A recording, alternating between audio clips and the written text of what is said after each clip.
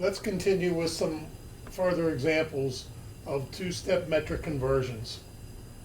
Let's see if you can do these ones on your own though without my setting them up for you. I will give you the problem and even list the conversion factors, but then you should see if you should be able to set these up and come to the conclusion of the answers that I show. In example 6, I want you to convert 2.35 times 10 to the minus 4 exagrams into how many equivalent micrograms that would be. Now, in order to do this, I'm noting again for you that an exagram is 10 to the 18 grams, and I'm noting that a microgram is 10 to the minus 6 grams. So you really need to first convert the exagrams into grams and then convert the grams into micrograms. Now, the mantissa of this value, or this value in actuality for exagrams, is presented already in scientific notation. And I see that in general there are 24 powers of 10 going from an exagram to the much smaller microgram. So essentially, when you set this up correctly, you should find that you're multiplying by 24 powers of 10 to go from exagram to microgram. But since the value of the exagrams is already at a power of 10 to the minus 4th for its exponential, that means that there's going to be a total change of powers for the entire problem, as you see in the answer. 2.35 times 10 to the 20th micrograms should be what you come up with. Okay, now if I want to do number 7 and convert 4,005 picometers into hectometers.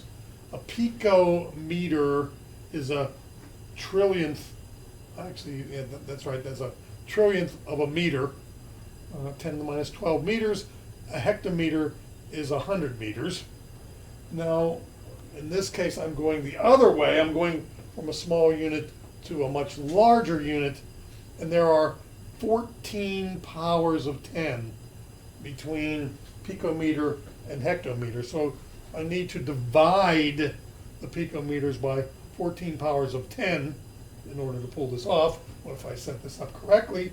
But there's already 3 powers of 10 in the picometer value, so that means that if I express the answer in scientific notation, it'd be 14 minus 3, or 10 to the minus, scratch that really, 3 minus 14 was what I would end up doing with the exponentials there. And you should see this when you set it up, that the answer should be 4.005 times 10 to the minus 11 hectometers. Then the final example I give you here is going between deciseconds to femtoseconds. I have a 3.3 times 10 to the minus 9, or 3.3 billionths of a decisecond going to femtoseconds. Now, if I just analyze the powers of 10 here, to get from deciseconds to seconds, I'm going to have to divide that value by 10. So if I stopped at seconds, it would be 3.3 times 10 to the minus 10 seconds. But now if I want to convert the seconds into femtoseconds, I would again have to divide by that conversion factor. So I'd be dividing that 10 to the minus 10 by 10 to the minus 15, which means I would take my 10 to the minus 10 plus 15 in exponential powers. So when I do that conversion, I should end up with 3.3 times 10 to the 5th femtoseconds. Now, you might not be able to do it in your head, and I don't expect that you should be able to, but I would expect that if you set it up on paper, you can come to the same conclusion that I came to.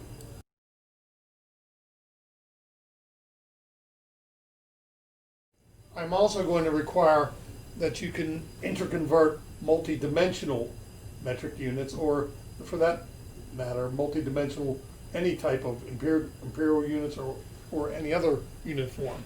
Now, just as an example of the origin of the multi-dimensional unit, let's consider the first example on the left, where I have an 8 meter by 8 meter square, and I want to calculate its area. And of course, area by definition is length times width.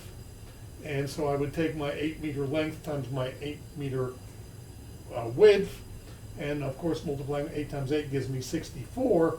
But not only do I do that when multiplying the numerics together, I multiply the dimensions together. So the area should be expressed as 64 square meters for this. Again, multiplying the numerics and the dimensions. Same is to be said for the example on the right, which is to find the volume of a cube that has 8 meters on each side. I will now take the length times width times height to find the volume of the cube. So I will take my 8 times 8 times 8, which is 512 when you multiply 8 times 8 times 8. But not only do I do that, I would multiply the meters times the meters times the meters, so that the correct units of my volume would be cubic meters. So the answer should be 512 cubic meters. Now, as a matter of interest for those that are fans of measurement, the measurements of length, width, and height in the cube are given to 2 digits of accuracy. When you calculate the volume of the cube, technically then you're only allowed to express the volume of the cube to 2 digits of accuracy. So underneath the 512 cubic meters, I show really the correct way in which you should express the volume of this cube to 2 digits of measured accuracy. That would be 5.1 times 10 to the 2 cubic meters, showing explicitly that you know the accuracy of the volume of this cube to only 2 digits.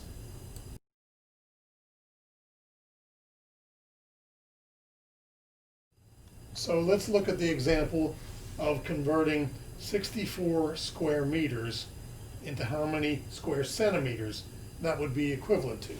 So I'm going to take my square from the previous slide and change it from square meters into square centimeters. Well, the centa prefix, as we recall, means 1 times 10 to the minus 2 meters. Now, so I will proceed as I did before, eliminating the meter unit and changing it into centimeter unit. So I would line this conversion factor up so that it is in the meter part of it is in the denominator, which puts the centimeter part of it in the numerator. But notice, one application of this conversion factor will only cancel 1 power of 10 of the meter. I need to apply this conversion factor twice. Divide by 1 times 10 to the minus 2 twice in order to eliminate units of meter times meter. Now what that does is put 2 powers of centimeter in the numerator, and when they multiply together, that will give the answer in centimeter squared. So I will take checking my dimensionality, the units work out correctly, so I'll take my 64 times 1, divide by 1 times 10 to the minus 2, divide by 1 times 10 to the minus 2, and that will give me 6.4 times 10 to the 5 square centimeters. Now again, you have to be careful entering those conversion factors in your calculator. Make sure you enter them in correctly so that either use engineering exponential or parentheses with the powers of 10, depending on what you prefer to do. Make sure you check this out, make sure your calculator gives the same answer. Now the other thing I want to point out to you though is I don't really need to apply the conversion factor twice. I can square the conversion factor and then just apply it in one fell swoop. So under the blue statement there, notice I'm taking the left-hand side of the conversion factor times itself, and I'm taking the right-hand side of the conversion factor itself. So if 1 centimeter is 1 times 10 to the minus 2 meters, 1 times 1 centimeter squared is 1 times 10 to the minus 2 times 1 times 10 to the minus 2 meters squared, or 1 square centimeter is 1 times 10 to the minus 4 square meters. When I apply that in the conversion, I only need 1 conversion factor because there 2 powers of meters are eliminated by application of this single conversion factor. Now notice, of course, when I line up the 10 to the minus 4 square meters in the denominator, that puts the 1 square centimeter in the numerator. Dimensionally, everything correctly cancels, and of course I get the same answer that I would have gotten by applying the one-dimensional meter to centimeter conversion factor twice. Here I'm applying the two-dimensional meter to centimeter conversion factor once.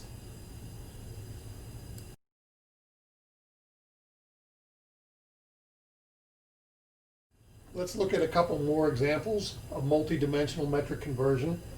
Let's first change 876 cubic meters into cubic decameters. Now the DA prefix, whether it's a decasecond or a decagram or a decavolt, DA prefix means 10 to the plus 1. So 1 decameter is 10 to the plus 1 meter. But I would have to apply that 3 times to go. Now I'm going from cubic meters to cubic decameters. So what I'm going to do is cube the conversion factor and change it to 1 DAM cubed is 1 times 10 to the 1 times 10 to the 1 times 10 to the 1, or 1 times 10 to the 3 cubic meters. Now I can apply that conversion factor in a single shot, and in order to get rid of the cubic meters, I need to divide by the 10 to the 3 cubic meters in the conversion factor. And when I do that, you should get an answer that you see of 0.876 decameters cubed. Make sure you set that up and see that that would be the case for yourself. Another example would be going from square millimeters to square megameters. A millimeter is, milli prefix means 10 to the minus 3, whether it's milliseconds or milligrams or millimeters. So if I square the conversion factor, I will get 1 square millimeter is 1 times 10 to the minus 6. 10 to the minus 3 times 10 to the minus 3, or 10 to the minus 6 square meters. A megameter is 1,000,000 meters, 10 to the 6 meters, so a square megameter is 10 to the plus 12 square meters. So now what I have to do is go from the millimeters to the megameters. I literally need to divide by both of these conversion factors in order, well actually, sorry, I don't really, maybe I should say that a little more succinctly. To change to the, from the millimeter squared to square meters, I will put the 10 to the 6 on the top, and to change the square meters into square megameters, I will put the 10 to the 12 on the bottom. So that would mean I'm going to change by 18 negative powers of 10 when I hit it with that conversion factor. And since there's already 4 negative powers of 10 in the value of the square millimeters, that's going to line up and end up being, as shown there, 1.92 times 10 to the minus 22 megameters squared is the result of the conversion. Make sure you can line that up and see how that comes out.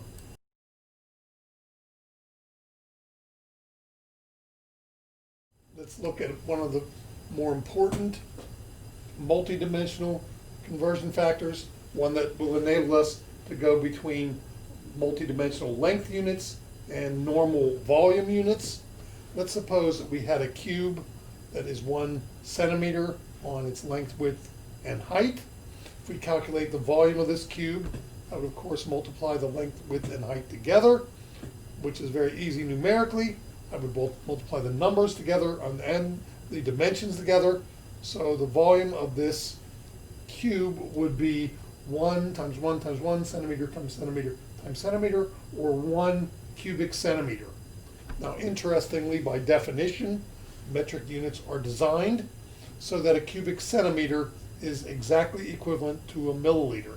So if you take a cube of 1 centimeter on each edge and fill it up with water, it would hold 1 milliliter of water. So a conversion factor that is commonly employed between multi-dimensional length units and typical metric volume units is that 1 cubic centimeter, or 1 cc, is equal to 1 milliliter.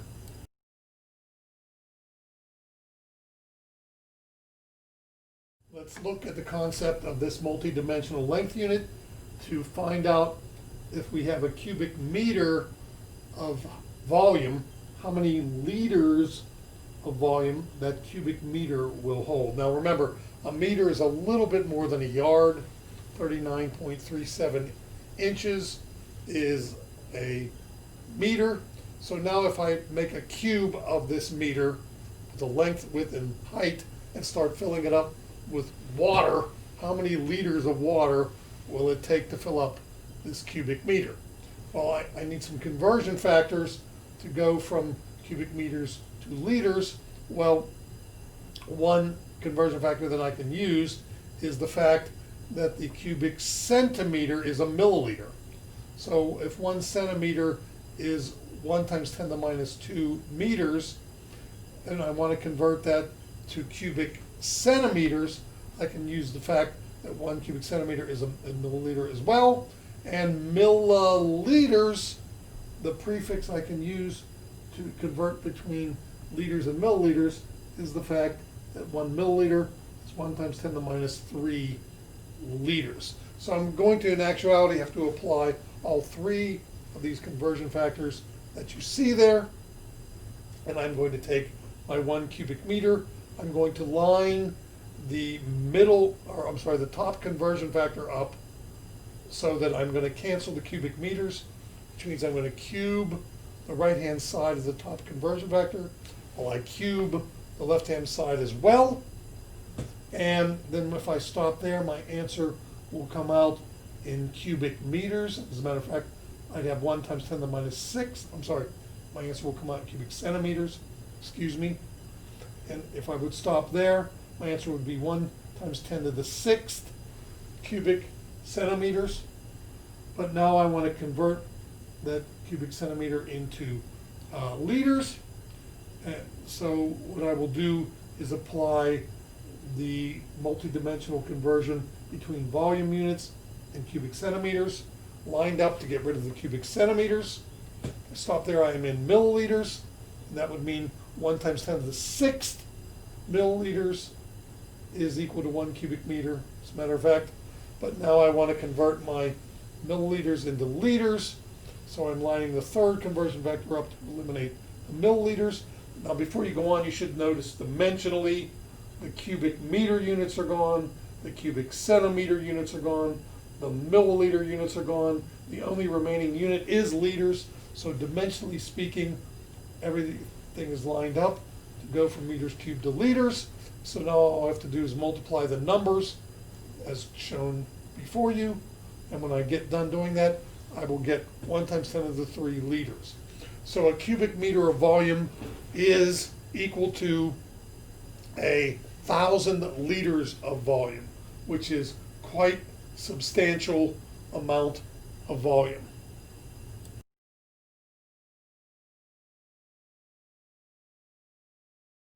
Let's look at some examples of interconverting between English, or the so-called imperial units, and metric units.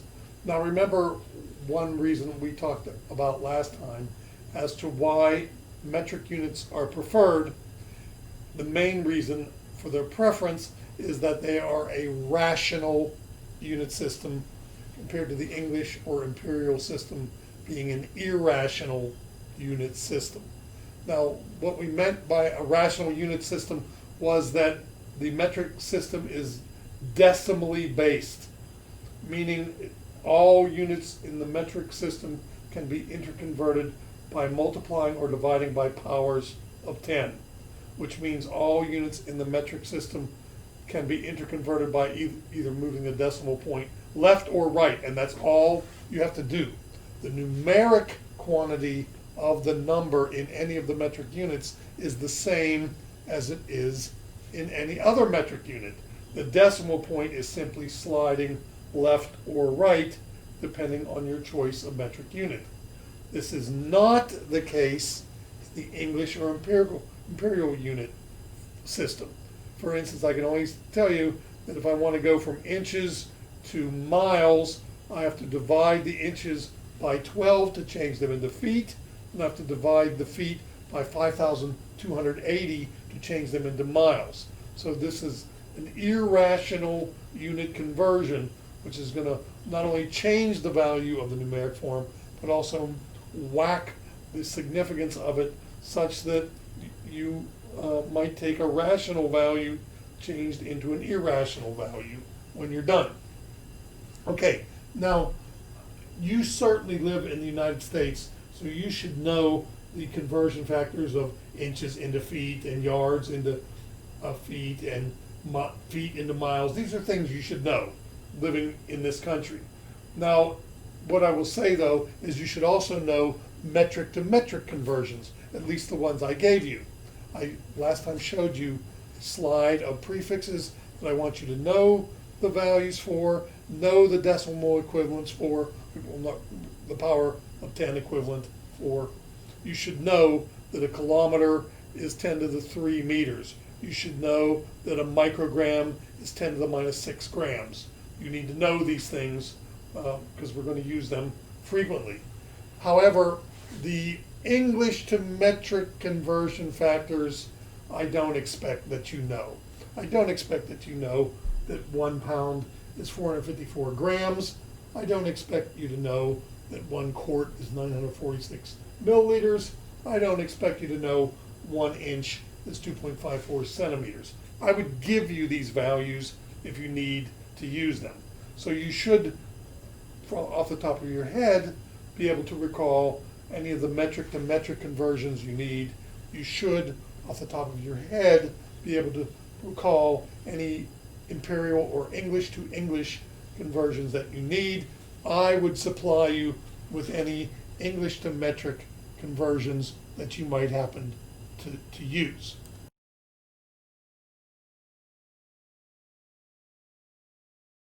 In order to convert 415 centimeters into inches, I will literally follow the same procedure we've been doing all along. Now again, this would be a conversion factor I would supply for you. The fact that in an inch, there's 2.54 centimeters. So what I would do is line up the centimeter value of that conversion factor to eliminate centimeters from the question I'm asking. That would mean putting the centimeter of the conversion factor on the bottom, put the inches on the top, and I notice dimensionally it's lined up to eliminate the conversion factor from centimeters, and then I could apply it correctly, and what I would find is that 415 centimeters is 163 inches. Now you see in the example below that, I'm taking the quantity of 415 centimeters and converting it into square inches. Here I will use my conversion factor of 1 inch is equal to 2.54 centimeters, but in this case I will square that conversion factor. And then I will apply the squared conversion factor, and when I do so, you see the result that I will get for converting square centimeters into square inches. If I do cubic centimeters into cubic inches, the third example, you will see the result. I first cube the conversion factor, and then I apply it in the same way, and I can convert 415 cubic centimeters into cubic inches as well.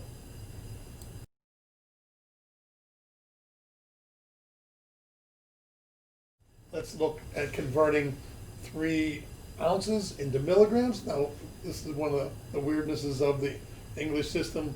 There are fluid ounces, which are usually marked FLOZ, and there is weight ounces. And these happen to be the weight ounces that I'm interconverting here. So I want to convert 3.0 weight ounces into milligrams.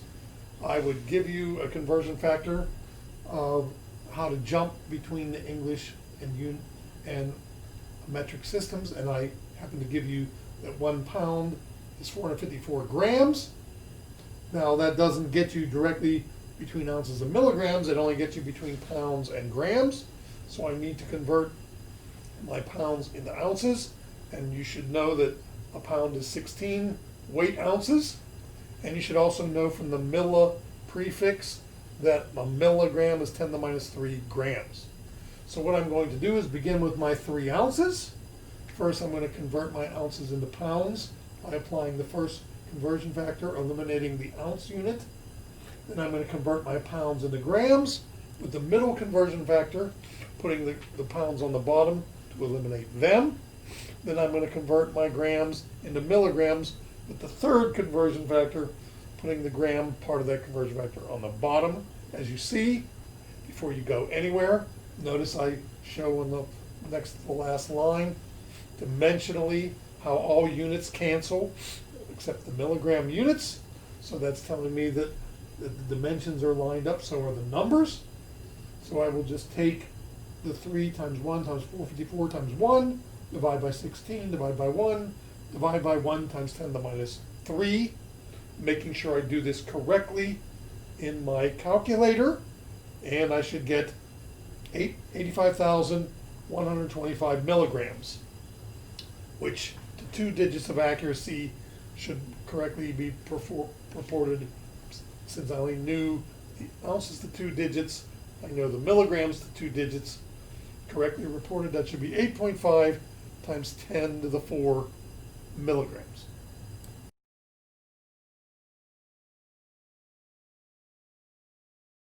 Let's look at the interconversion of 21 cubic meters into the equivalent number of cubic feet. Okay, again, I would have to have some jump across point between the imperial, and metric system. And what I've given there is that 1 inch is 2.54 centimeters. So what I'm going to have to be able to do is to take my meters to centimeters, and I'm going to have to be able to take my inches to feet. But more importantly, I'm going to have to be able to take my cubic inches into cubic centimeters. I'm going to have to be able to take my cubic centimeters into cubic meters, and my cubic feet into cubic inches. So I begin with my 21 cubic meters, and I'm going to line up 3 conversion factors, cubing each of them to eliminate the starting units and end up in the finishing units. I take the conversion factor on the left, putting the meters on the bottom and cubing them. And then when I stop there, I'd be in cubic centimeters.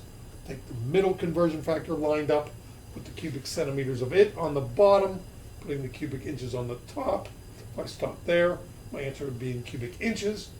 So I'm asked to put the answer into cubic feet, so I use the third conversion factor, eliminating the cubic inches by lining the right-hand side of that conversion factor up in the denominator, putting cubic feet on the top.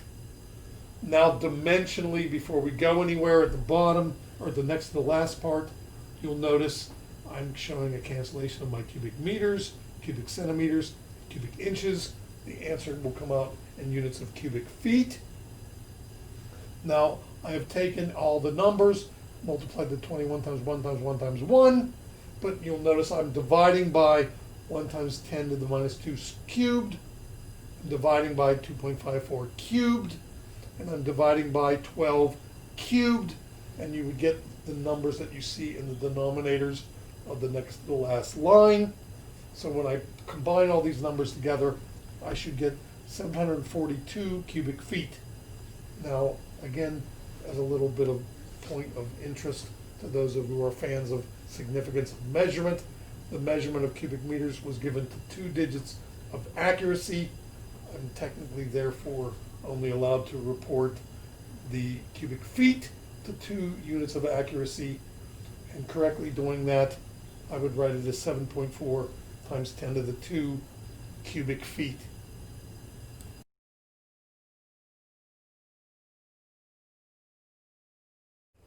Density is an inherent property of matter which can be used to interconvert between the mass and volume of the matter. Now, what I mean by being an inherent property of matter is that it doesn't matter how much of the substance you have, as long as it's a pure substance, it will always have the same density. and density is the mass to volume ratio of the material. And the point would be that if you increase the mass of the material, you're going to proportionally increase the volume of the material, so that the density of any amount of the matter is the same whether you have a little pile or a large pile. So being an inherent property of matter, we can use it to determine in some way, if we have some unknown amount of matter, we happen to know the density of it, we can refer to known densities of certain types of matter and decide if it happens to fit the category of one of our particular forms of matter of interest.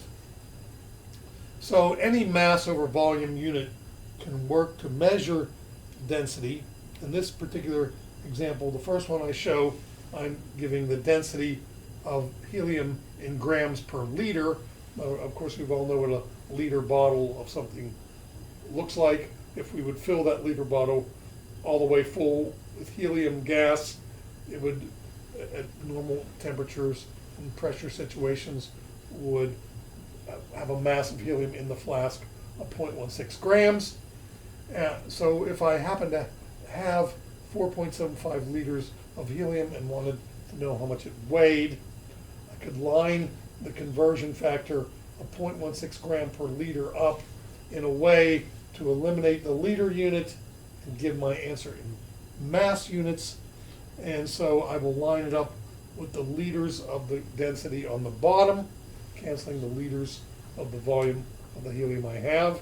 So that would mean I'm going to multiply essentially by the density.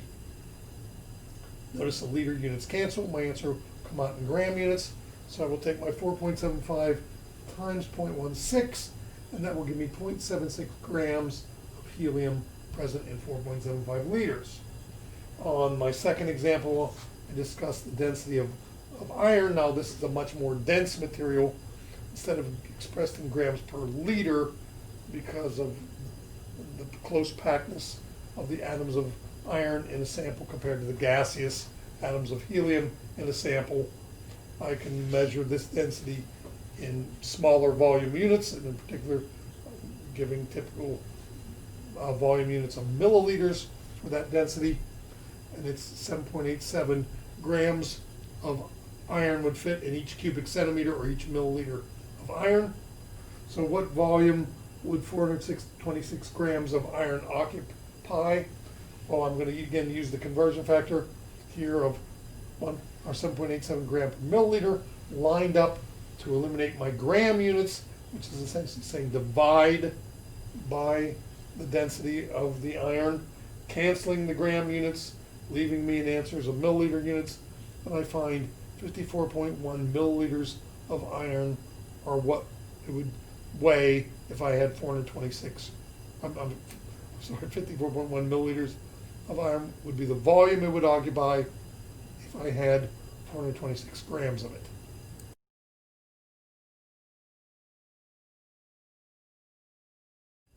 All right, let's look at another conversion problem involving the density, but this time let's suppose I have an object that weighs 12.5 kilograms, and I know its density, but I know its density as 8.61 gram per milliliter, and I want to know the volume that this object occupies in centiliters. Okay, so let's note again the conversion factor is in grams per milliliter. However, the mass of the object is given in kilograms, and I wish to report the volume of the object in centiliters. So what I'm going to need to do is do some interconversions between the mass of the object and its mass, changing its mass from the purported value in kilograms into grams. So the first thing I'm going to do is recognize that the kilo prefix means 10 to the 3 grams. So I'm going to take my 12.5 kilograms and first convert it into grams by multiplying by 10 to the 3 grams per kilogram, giving me essentially a 12,500 grams of mass, or 1.25 times 10 to the 4th grams in the 12.5 kilograms.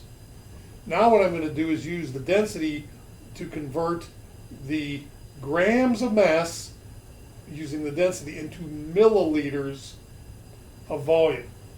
So I know that 1.25 times 10 to the 4 grams from my previous answer, dividing by the density, and I'm doing the division by density in order to eliminate the gram units and convert my mass into a volume.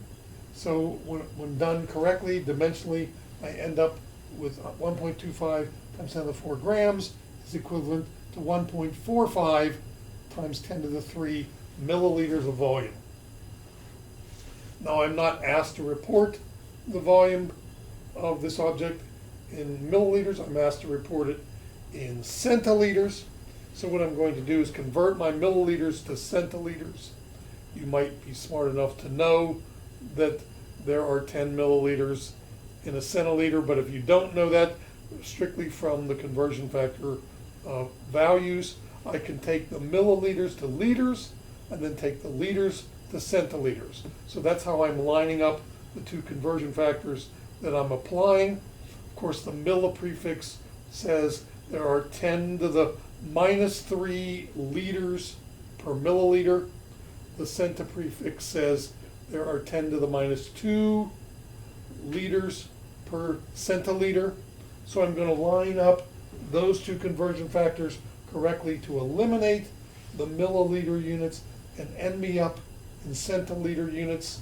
And I do that on the bottom conversion that you see on the slide. That's how I would line those up correctly. And so that my 1.45 times 10 to the 3 milliliters is 1.45 or 145 or 1.45 times 10 to the 2 or 145 centiliters.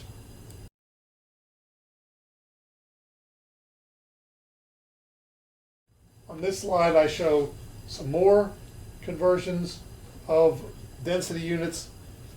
Interestingly, on this example, what I want to do is convert density units of one form into density units of another form. I'm going to change the presented value of grams per milliliter into kilograms per liter. Now there's an interesting result which occurs when I do this, so let's follow through how I would do this, because there's also something else this problem is demonstrating. This is the first time we're going to interconvert units in the numerator and the denominator simultaneously. So to convert the grams into kilograms, I have to take the kilo prefix and note that 10 to the 3 grams is what I would get for the equivalence of a kilogram. And then I need to convert my milliliters into liters. The milli prefix means 10 to the minus 3 liters per milliliter. So now I need to take these two conversion factors lined up appropriately on the 20.8 gram per milliliter in order to convert the grams into kilograms, convert the milliliters into liters.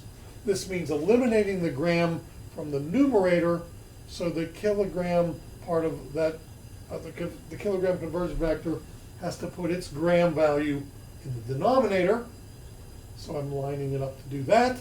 Then I want to eliminate the milliliters from the denominator, change those into liters. So in order to do that, I take the second conversion factor, and notice I put the milliliters in the numerator of the conversion factor in order to eliminate the milliliters that are in the original denominator. So before you put numbers into your calculator, you should dimensionally note that the milliliter units are gone, the gram units are gone, and the remaining units are kilogram per liter, as are supposed to be present in the answer. So if the units are dimensionally lined up correctly, of course that means the values are as well. So I'm going to take my 20.8 times 1 times 1, and I'm going to divide by 1 times 10 to the plus 3, and I'm going to divide by 1 times 10 to the minus 3. So interestingly enough, 20.8 grams per milliliter is equivalent to 20.8 kilograms per liter, because I'm scaling the dimension essentially of the volume up by 1,000. I'm scaling the dimension of the mass up by 1,000. So these effects essentially cancel each other in the numerator and denominator of that conversion. Now let's suppose, in the second example on this slide, I wish to convert 2.75 kilograms per cubic meter into the equivalent amount of grams per milliliter. First thing I would like to point out to you is that the left-hand units, kilogram per cubic meter, technically these are the so-called SI units that you should use if you're presenting density. The SI unit of mass is the kilogram. The SI unit of volume is the cubic meter, or the meter times meter times meter, equivalent from the SI unit of length of meters. So the left-hand units are the actual SI units that you're supposed to use. Chemists, however, due to the huge amount present in a cubic meter, it's a huge amount of volume, we typically don't deal with those size volumes in typical laboratory settings. More likely to deal with volumes in the cubic centimeter or milliliter range. So working with grams per milliliter is much more common in chemistry than working in kilogram per cubic meter. But in any event, I want to do the conversion here, and I'm going to need to convert, again, both the numerator and denominator. Now to convert the numerator, I need to get the kilograms into grams, so I will use the prefix kilo, meaning 10 to the 3. Now to convert the denominators, I kind of have to do it in two steps. I need to take the multi-dimensional length of meters into a multi-dimensional length that I can convert into volume. And I know the conversion between volume units is that 1 milliliter is a cubic centimeter. So what I really need to then do is first convert my cubic meters into cubic centimeters. Then I can convert my cubic centimeters directly into milliliters by their one-to-one relationship. So the bottom of the slide shows all conversion factors lined up appropriately. Notice I'm having to cube the meters to centimeters conversion factor in order to take cubic meters change the cubic meters into cubic centimeters. So that one conversion factor has to be cubed. And notice, dimensionally speaking, the kilogram units cancel, the cubic inch units cancel, the cubic centimeter units cancel. The only units that will remain after all the dimensions are checked are grams over milliliters, which are the units that I was asked to find in the answer. So since the units are lined up correctly, that means the numbers are lined up correctly. So now all I have to do is follow the math of the lined up numbers. I take the 2.75 times 1 times 10 to the 3, and I will multiply that by 1 times 10 to the minus 2 cubed times 1. And I'll divide by 1, 1, 1 cubed, and 1. I'll divide by a whole bunch of 1s. And when I'm done, I will see the 2.75 kilogram per cubic meter is 2.75 times 10 to the minus 3, or 0.00275 gram per milliliter.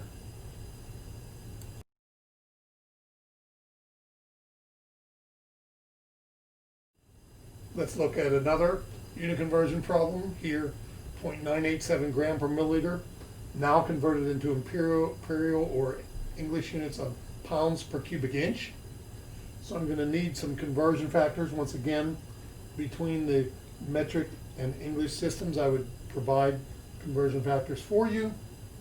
So I happen to be providing you with the fact that in a pound of substance, there's 454 grams.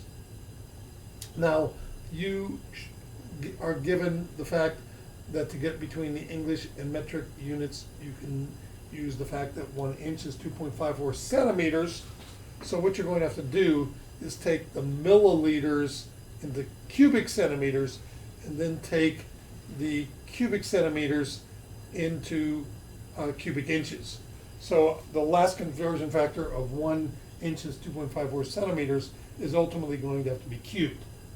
So the bottom of the slide shows how to line up the 3 conversion factors to correctly eliminate the grams and change them to pounds, and eliminate the milliliters and change them into cubic inches. So you will see that I'm taking the first conversion factor, dividing by the gram values. And so if I stop there, the answer would be in pounds per milliliter. The next conversion factor is simply to change my milliliters to cubic centimeters so that I can use the jump across into cubic inches. So notice I'm lining the milliliter part of it on the numerator to eliminate the milliliters from the denominator of the original value. So if I stop there, my answer would be in pounds per cubic centimeter. But I'm now going to get rid of the cubic centimeters and change them into cubic inches by taking the right-hand side middle conversion factor and changing it by cubing that equation, 2.54 times 2.54 is 2.54 in the numerator, and I will change my denominator of cubic centimeters into cubic inches with that third conversion. So dimensionally check everything out. The milliliter units are gone, the gram units are gone, the cubic centimeter units are gone. The only units left are pounds in the numerator, cubic inches in the denominator. That's what I want. Everything's lined up right. So the numbers simultaneously must be lined up right. So I will take 0.987 times 1 times 1 times 2.54 cubed, and I will divide by 454. And when I do so, I get that 0.987 gram per milliliter is 0.0356 pounds per cubic inch.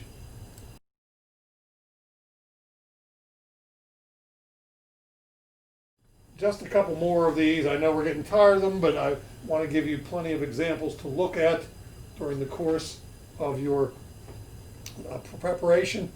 Because of course there's going to be some of these for you to demonstrate your ability to me.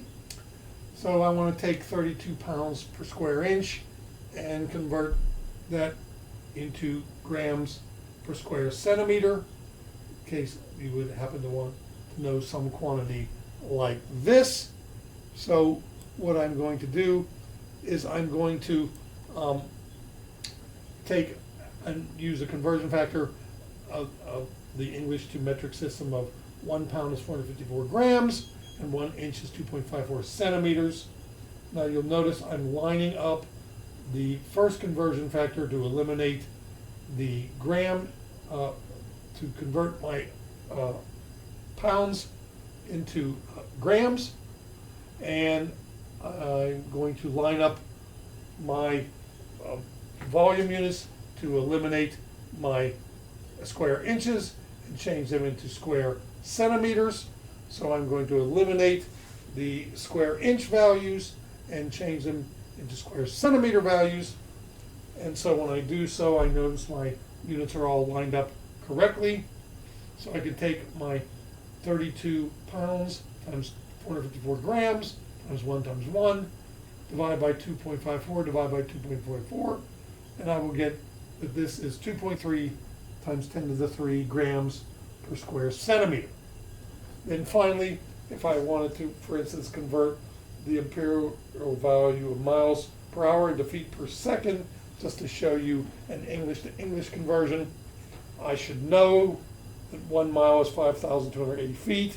I should of course know that 1 hour is 60 minutes, and I should of course know that 1 minute is 60 seconds.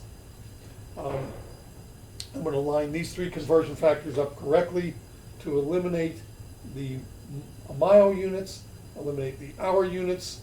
So as you will see, dimensionally speaking, the hours are gone. As a matter of fact, the minutes are gone, and I'm left in units of feet per second. So that means dimensionally speaking, everything's lined up correctly. So I will take my 60 times 5,280 times 1 times 1, divide by 1, 60 and 60, and I find that 60 miles an hour is 88 feet per second.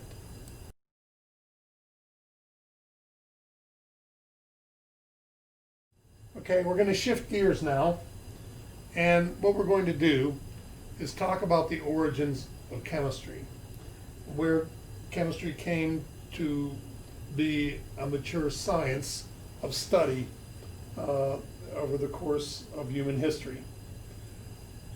This slide here begins at some ideas regarding chemistry during the time of the Greeks, we should first probably mention that, of course, at the time of the Greeks, some 300-400 years before the birth of Christ, does not mean that this is where any ideas towards chemistry begin. We should mention in passing probably the original endeavor of humans in chemistry was the harnessing of fire. Of course, energy was early on learned by humans that it could be useful for source of protection, warmth, light, all sorts of things, even cooking and transforming materials from one form into another. This was all accomplished by humans harnessing fire. And of course, fire being a chemical reaction. Now, for the first thousands of years of human history, there was not so much interest in understanding what fire was and what the chemical reaction that was the basis of fire and the release of energy from breaking the chemical bonds. None of that was the point of doing the fire.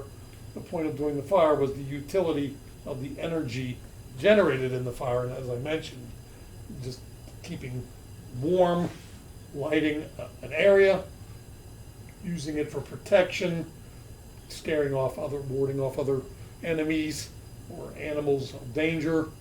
And certainly it was learned probably pretty early on that the immense energy of a fire could be used to transform other materials such as clay into a more useful form by cooking it in the fire. Okay, so after the use of fire, humans learned how to chemically treat animal hides to preserve them, keep them from rotting, so that they could be worn or fashioned into a variety of useful materials. There was many other examples of humans using chemistry, maybe not so much for the point of understanding the fundamental nature of how the world around them was working, but more for their own benefit. So that was certainly the driving force during the early days of chemical history, we'll say.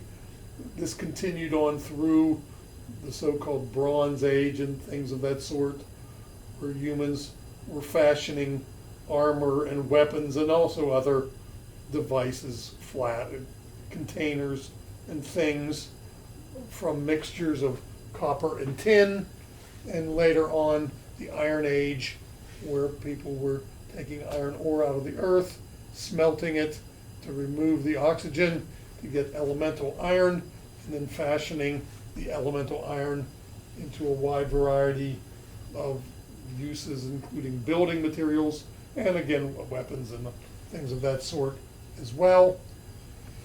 But what we will then recognize is that after a long history of humans using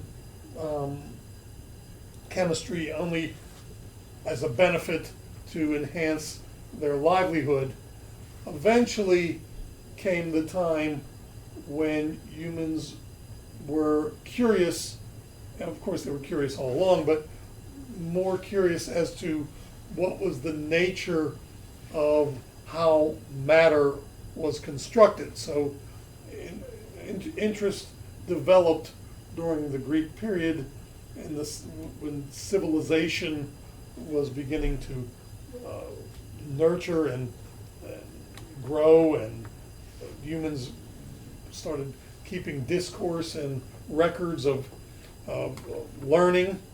So there was at that time interest in understanding the nature of matter. And so one of the earliest successful models of what matter was proposed by an individual by the name of Leucippus, who you can see lived almost 500 years before the birth of Christ. And his student who worked with him and learned from him and then also spread the word as well, that would be Democritus.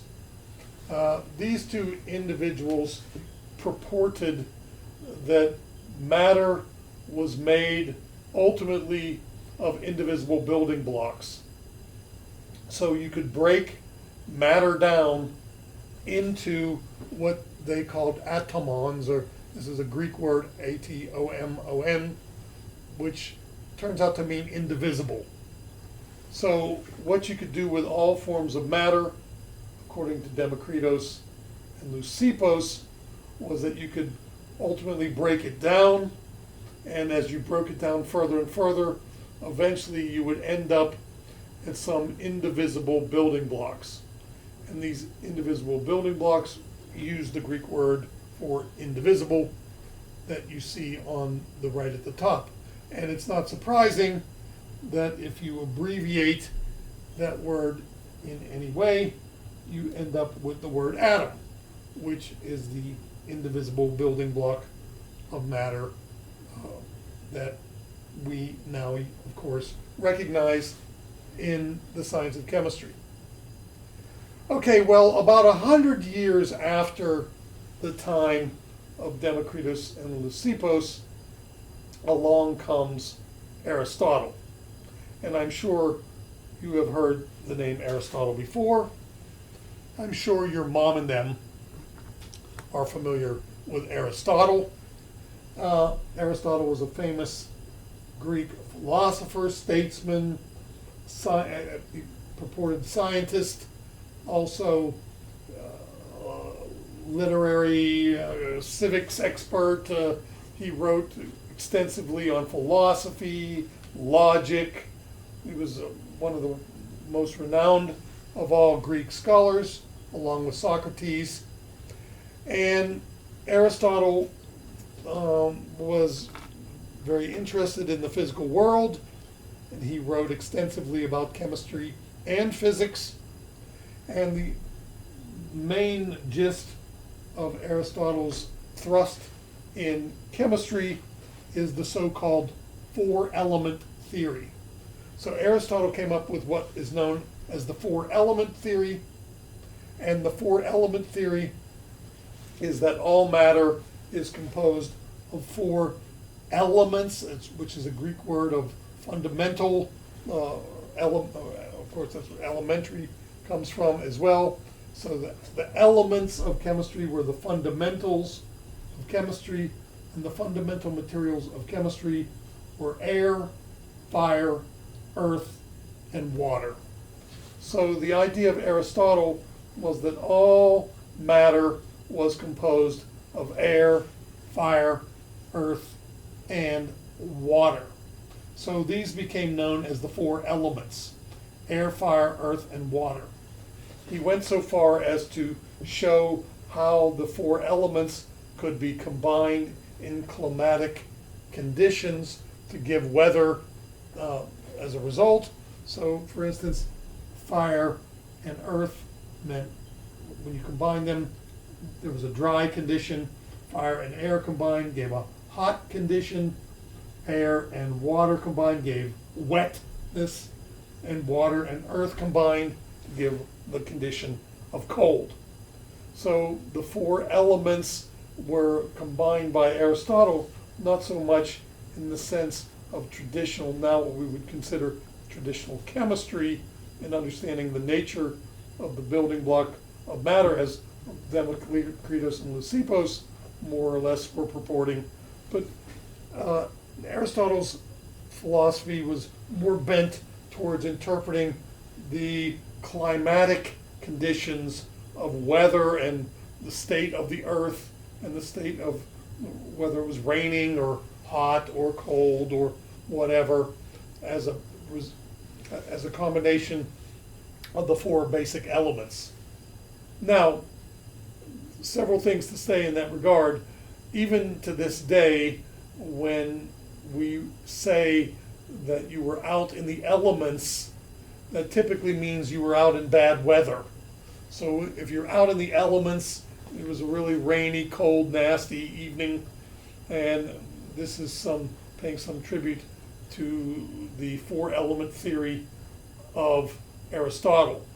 Now, the other thing that should be mentioned is that once Aristotle purported his idea of the four-element theory of the building blocks of everything, then because of the profound influence that Aristotle exerted over philosophy and all other sorts of Greek scholarship from the early days of the Greek civilization, that this was taken as gospel.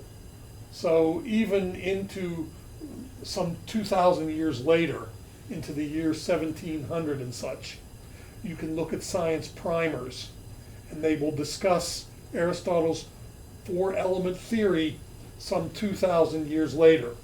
So even though the idea of Democritus and Leucippus was much closer to the actual way in which matter was constructed, the influence of Aristotle was so great that a lot of traction was given to the four-element theory. It literally lasted roughly 2,000 years.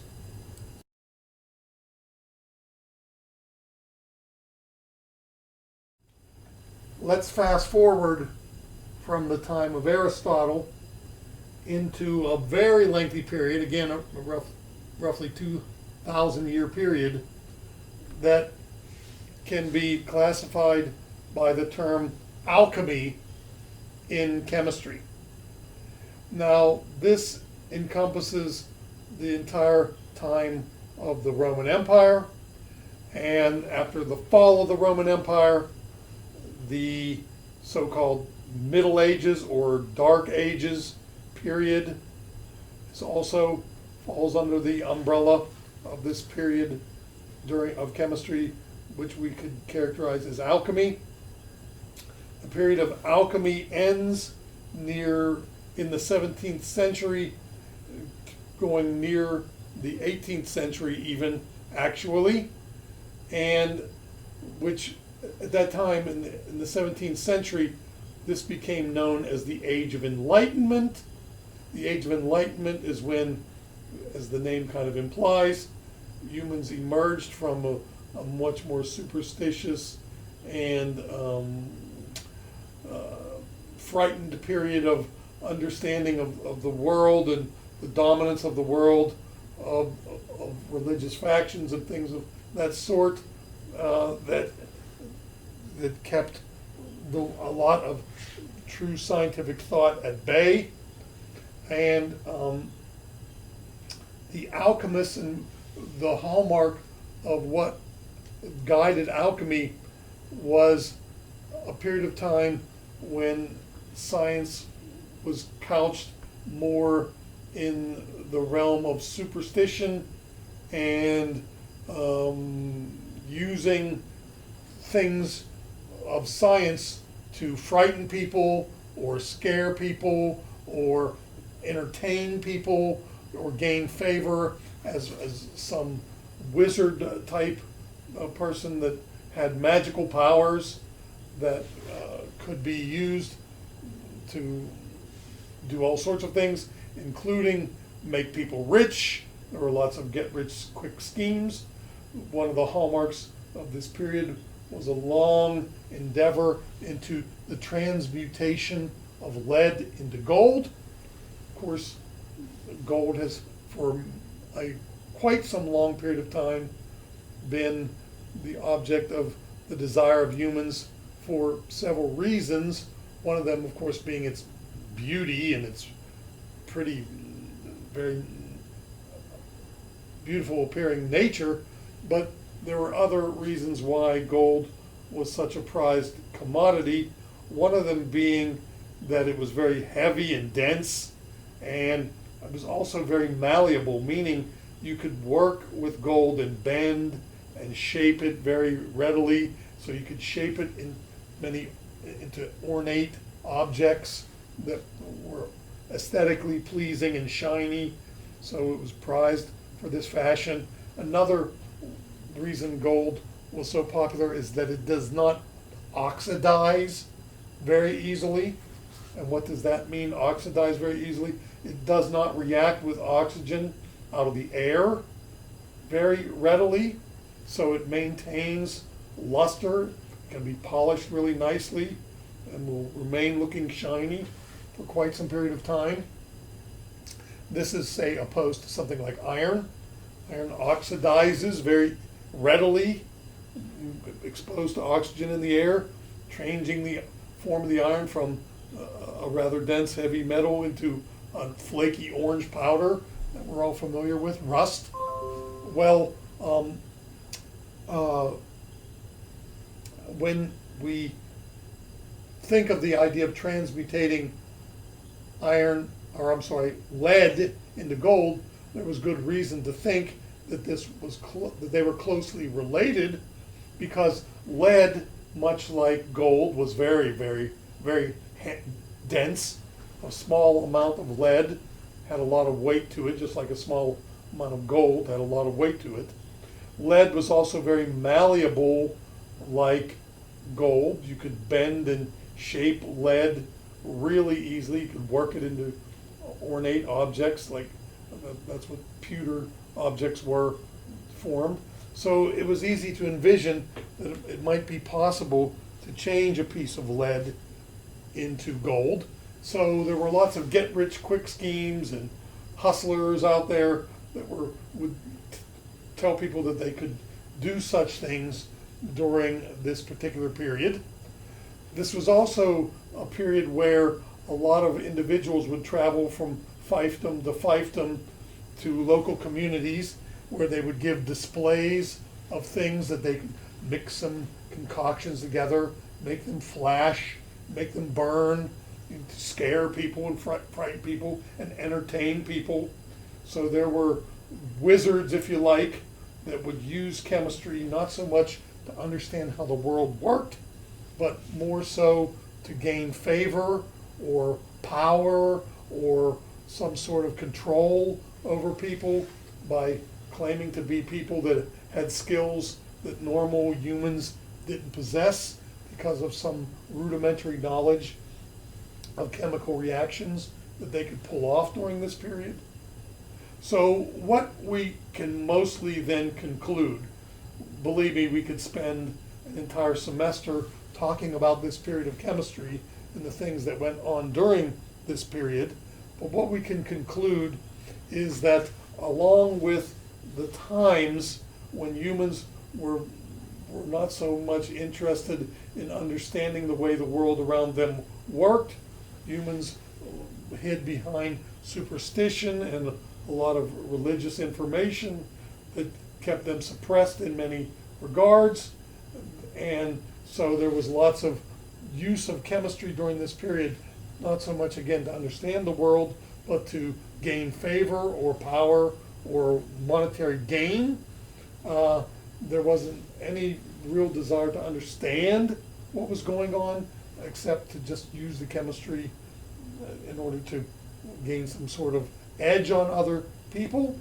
Now, of course, there were potters and ceramics and, of course, blacksmiths, and there was forging of metals together and all those sorts of things of that type. But there was no interest in understanding what was going on during this very lengthy period either. So after this lengthy period of time where people weren't so interested in what was going on, finally we emerge, as we head toward the 1700s, into what was known as the Age of Enlightenment, where humans now were much more interested and concerned with there was much more communication and written discourse between people, so there was more of a sharing of information as to how things around them worked.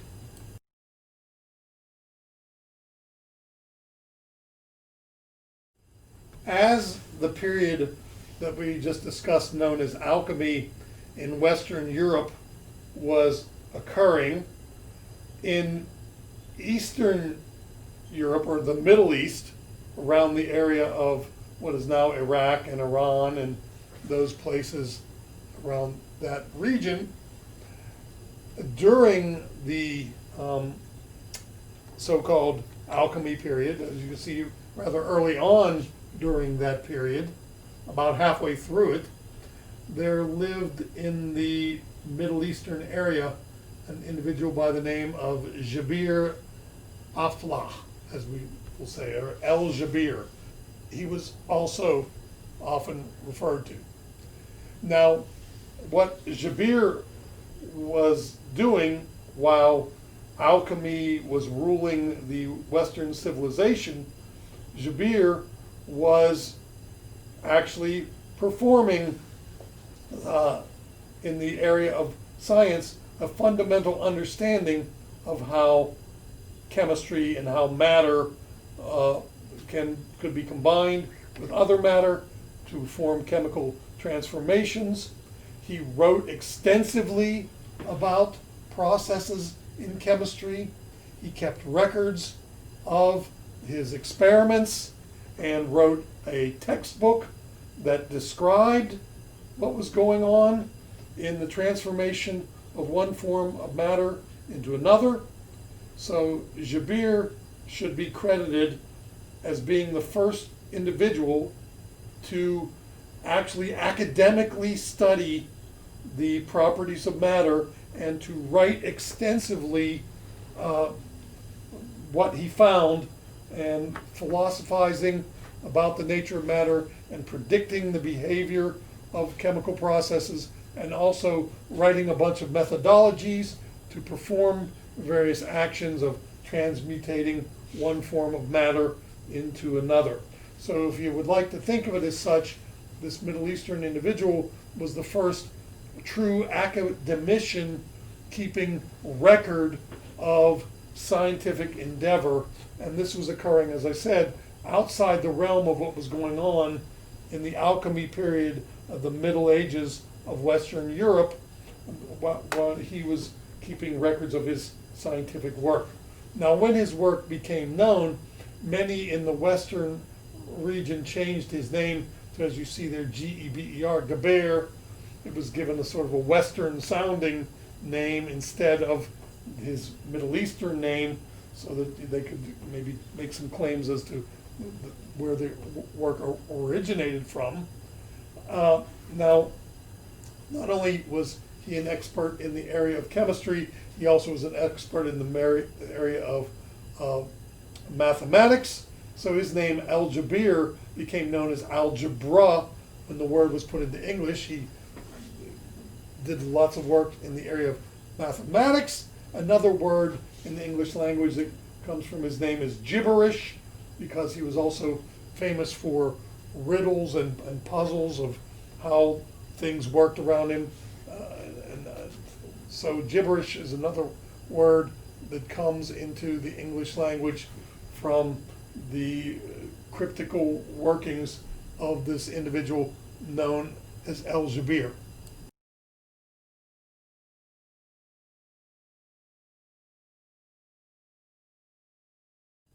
So let's now return to Western Europe, and let's discuss the contributions of this individual, Antoine Léon Lavoisier. Now, Lavoisier is recognized as the father of modern chemistry. Now, of course, Lavoisier is a Frenchman. He lived, as you can see, in the mid-1700s to the end of the 1700s in France. Lavoisier was a nobleman in France, and as I said, he is known as the father of modern chemistry. You will see his name prominently displayed in most modern chemistry textbooks as the individual who brought written discourse and an understanding and a written treatise and study of chemistry that was translated from French into German into English and used as the foundation in the early universities to formalize the study of chemistry as a mature science in the Western society. Now, if you want to know the truth as to where and how this actually came about, again, Lavoisier was a nobleman of French descent.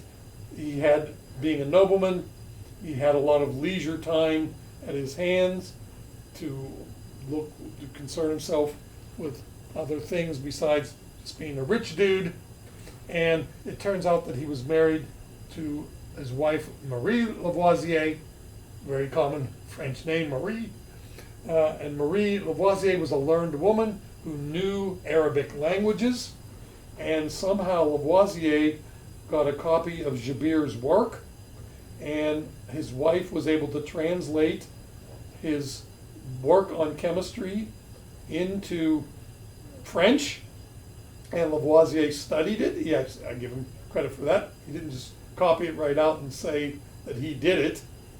They translated Jabir's work, and the basis of Lavoisier's book is really the translation of Jabir's work. So I will give him credit. He did not just translate the book and then put his name on it.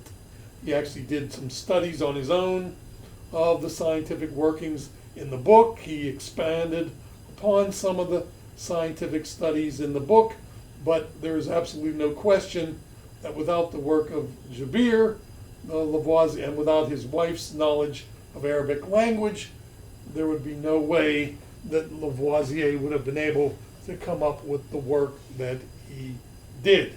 Now, it's really kind of ironic, though. All the textbooks in various college books that you will look in, with the name Lavoisier in it, make very little mention of this borrowing of the work of Jabir that was done by Lavoisier in order to become this revered individual, establishing modern chemistry in Western society. Now, I will say, though, that in a certain regard, Jabir got his revenge out of this, because Lavoisier was a French nobleman, and the period of time in which he lived was right after the American Revolution. The French overthrew the tyranny of their noble system, and Lavoisier was one of the noble people that was a victim of the French Revolution. Lavoisier was guillotined in 1794 for being part of the Royal Society in France that was overthrown during the French Revolution. So he was the father of modern chemistry. He did kind of borrow his work from Jabir, and it ended up that even though he had the leisure time to endeavor in the study of chemistry, ultimately, during the overthrow of the tyranny of the French society, it cost him his life.